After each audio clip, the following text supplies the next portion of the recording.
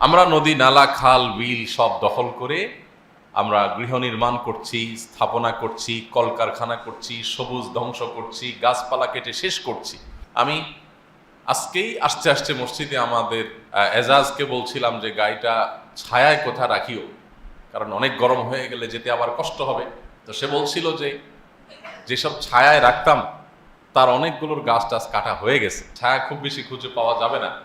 মসজিদের তো আর নিজস্ব গ্যারেজও না যে গাড়ি রাখা যাবে। তো আমরা যেভাবে বৃক্ষ নিধন করছি প্রত্যেকে যার যার মতো, আমাদের একটুও বুক কাঁপে না আমরা একটা গাছ যখন কেটে ফেলি। হ্যাঁ, প্রয়োজন হলে গাছটা মানুষ কাটতেই পারে, সেই সুযোগ ইসলামে রয়েছে, কিন্তু সেটা প্রয়োজন হলে, বিনা প্রয়োজনে একটি গাছ, একটি পাতা, একটি লতাও যেন মানুষ না ছিঁড়ে নষ্ট না করে, সেই শিক্ষা ইসলাম আমাদেরকে দিয়েছে। দুঃখজনক যে আমরা এখন ইবাদত সর্বস্ব মুসলিম যতটা, আমাদের দৈনন্দিন জীবনে যে সমস্ত দায়িত্বশীলতার জায়গা আছে, যে সমস্ত মানবিকতা প্রকাশ করবার জায়গা আছে, সেই জায়গাগুলোতে আমরা নিজেদেরকে মুসলমানিত্বের পরিচয় ম্যাক্সিমাম মুসলমানরা এখনো দিতে পারিনি, যার করুণ পরিণতি আজকে আমরা বাংলাদেশে প্রত্যক্ষ করছি। আমাদের পরবর্তী বংশধরদের জন্য কি অপেক্ষা করছে সেটা একমাত্র আল্লাহ ভালো জানেন। আপনারা জানেন দেশের বিভিন্ন অঞ্চলে পানির জন্য যে হাহাকার শুরু হয়েছে, এটি দিন যত যাচ্ছে তত ভয়ঙ্কর থেকে ভয়ঙ্কর পর্যায়ে চলে যাচ্ছে। আমি নিজে উত্তরবঙ্গের বেশ কয়েকটি জায়গায় সফর করার সৌভাগ্য আমার হয়েছে, দেখার সুযোগ হয়েছে।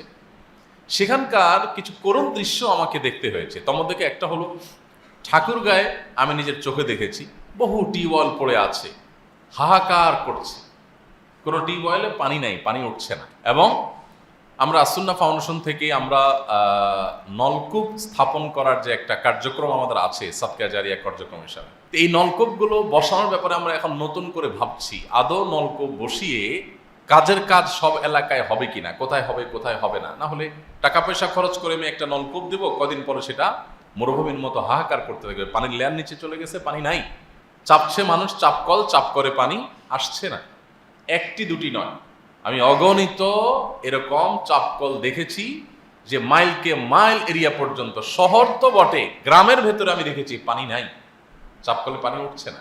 এবং মানুষ দূর দূরান্ত থেকে মাইলকে মাইল পথ হেঁটে গিয়ে কোনো রকম তাদের প্রয়োজন পূরণ করার জন্য পানি সংগ্রহ করছে। পুকুরগুলোর পানি তলায় চলে গেছে, কোনোটি শুকিয়ে গেছে, খালবিলগুলো শুকিয়ে চৌচির হয়ে গেছে, আপনারা দেখতে পাচ্ছেন। এবং সাতক্ষীরাতে আপনারা অনেকে ইতিমধ্যে দেখেছেন, বিভিন্ন জাতীয় দৈনিক এবং গণমাধ্যম নিউজ করেছে যে একটি গ্রামে বহু সংখ্যক মানুষ ক্যান্সারে আক্রান্ত হয়ে মারা গেছেন শুধুমাত্র পানির সংকটের কারণে। তারা বৃষ্টির পানি ধারণ করবার জন্য যে পদ্ধতি অবলম্বন করেছে, গবেষণায় প্রমাণ হয়েছে, সেখান থেকেই ক্যান্সারের উৎপত্তি, এবং সেটির কারণে গোটা গ্রাম মরে সাফার উপক্রম। তবে আলহামদুলিল্লাহ আমরা আসুন্না ফাউন্ডেশন থেকে ওই গ্রামের মানুষদের জন্য একটা বড় ধরনের ওয়াটার প্ল্যান্টের ব্যবস্থা ইতিমধ্যে আমরা নেওয়ার কার্যক্রম হাতে নিয়েছি। সেখানে আমরা হয়তো $500,000 বা $1 মিলিয়নের কাছাকাছি টাকা খরচ করে সেখানে আমরা একটা প্ল্যান্ট স্থাপন করব, যাতে পুরো গ্রামের মানুষের বিশুদ্ধ এবং স্বাস্থ্যকর পানি, সুপেয় পানির ব্যবস্থা হয়। এটা আমরা আমাদের প্রতিষ্ঠান থেকে করবো ইনশাআল্লাহ। ইতিমধ্যে কার্যক্রম আমরা শুরু করে দিয়েছি। এবং কয়েক মাস আগে আমরা বাগেরহাটের শরণখোলা একটা পাওয়ার প্ল্যান্ট স্থাপন করেছি, সেটাও এরকম 6-7 লাখ টাকা কম বেশি খরচ হয়েছে।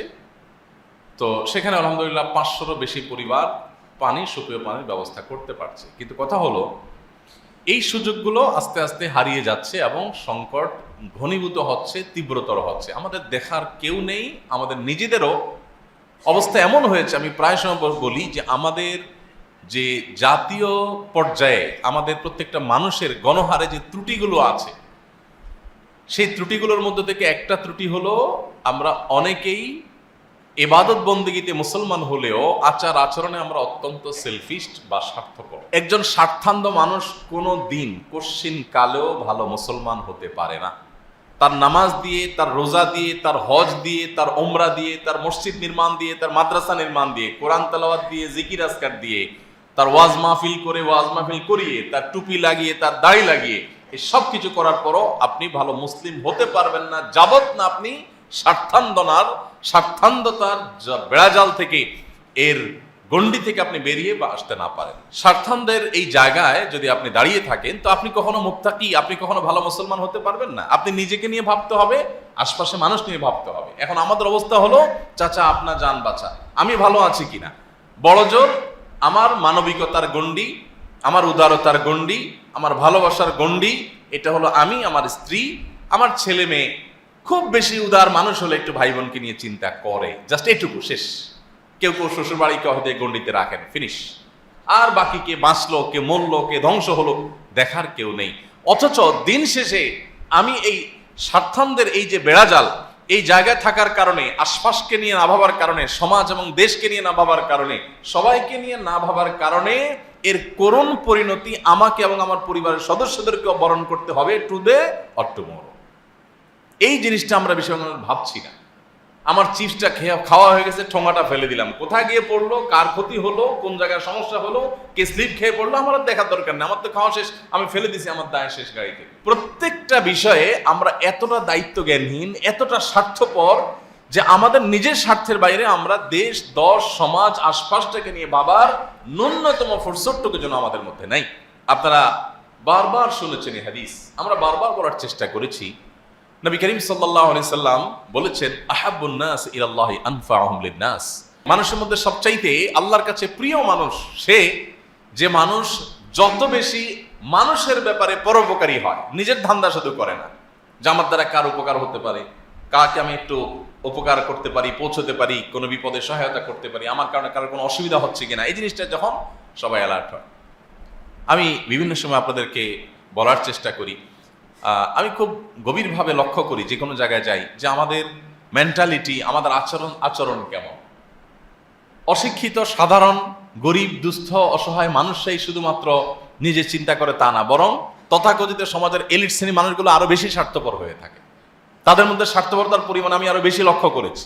আমি দেখেছি যে আপনার 4 তারকা 3 তারকা মানের হসপিটালেও আমাদের স্বদেশী ভাইদের অনেকেই দেখেছি স্বভাব, যে আমি বেঁচে থাকি, আশপাশ সব ধ্বংস হয়ে যায়, আচার আচরণ, কাজ কাম, ময়লাটা ফেলে দিলাম, কি হলো না হলো। আমি প্রায় সময় একটা উপমা আপনাদেরকে দিয়ে থাকি, যে বাসায় চিংড়ি মাছ আনছেন, চিংড়ি মাছ কোটাকাটি শেষ, বাসায় সেটা থাকছে, আগের দিন আনছেন, কোটাকাটি করছেন, এখন গন্ধ বাইরে। সামুদ্রিক মাছও এরকম গন্ধ বাইর হয়, একটু দুর্গন্ধ বেশি ছড়ায়। তো আপনার বাসা, আপনার কিচেনে ময়লার যে বিনটা আছে সেখানে আপনার দুর্গন্ধটা ছড়াচ্ছে, তো আপনি কি করলেন, পলিথিনটার মুখটা বেঁধে আপনার দরজার সামনে রেখে দিলেন। তাতে কি হলো, আপনি বেঁচে গেলেন, আপনার পরিবার বেঁচে গেলেন, গন্ধ আর আপনাদের কষ্ট দিচ্ছে না। কিন্তু গন্ধটা এখন কে পাচ্ছে, ওই সিঁড়ি ঘর দিয়ে যত মানুষ অতিক্রম করছে, উপর থেকে নিচে নামছে, প্রত্যেকে নাকে হাত দিয়ে দিয়ে নামছে, আপনার প্রতিবেশী দরজাটা খুলছে আর দুর্গন্ধ দিয়ে তাকে ওয়েলকাম করছে। ছোট্ট একটা ইস্যু, হয়তো আমরা চিন্তাও করি না। আপনি সকাল থেকে রাত পর্যন্ত যদি কাগজ আর কলম নিয়ে নোট করেন, আমি তো বিশ্বাস করি যে আপনি দিন শেষে 20-50টা আইটেম পাবেন যে আপনি মানুষকে অনবরত কষ্ট দিয়ে যাচ্ছেন, জুলুম করে যাচ্ছেন, মানুষের অধিকার নষ্ট করছেন, পরিবেশটাকে ধ্বংস করছেন, দূষিত করছেন। আপনি আবার গরমের তীব্রতায় হাঁপ ছেড়ে বলবেন, দেশটা কি হয়ে গেল, সব মানুষ অমানুষ হয়ে গেছে, কেউ একটু গাছ টাছ লাগায় না, কেউ একটু দেখে না। ভাইরা আমার, এই একটি কারণে আমি আমাদের সর্বস্তরের ভাই বোনদেরকে বলতে চাই, আমি নিজেকেও সবসময় বলি যে আসুন আমরা মানুষ হই, ভালো মানুষ হই, পরোপকারী হই, এবং আমাদের আশপাশটা নিয়ে আমরা একটু ভাবি। যদি না ভাবি, এটা আমার দিনদারিতার কমতি। আমরা ধর্মটাকে আর এই জাতীয় মানবিক দিকগুলোকে আমরা আলাদা করে দেখি। আমাদের ধর্ম তো কমপ্লিট, ইসলামে কোনো কিছুর অপূর্ণতা নেই। আপনাকে জাতিসংঘের কাছে গিয়ে কোনো কিছু ধার করতে হবে না, আপনাকে তথাকথিত মানবাধিকার সংস্থাগুলোর কাছে গিয়ে কোনো থিওরি, কোনো আইডিওলজি, কোনো স্লোগান, কোনো তাদের পদ্ধতি, কোনো তথ্য কোনো কিছু তাদের কাছে ধার করতে হবে না।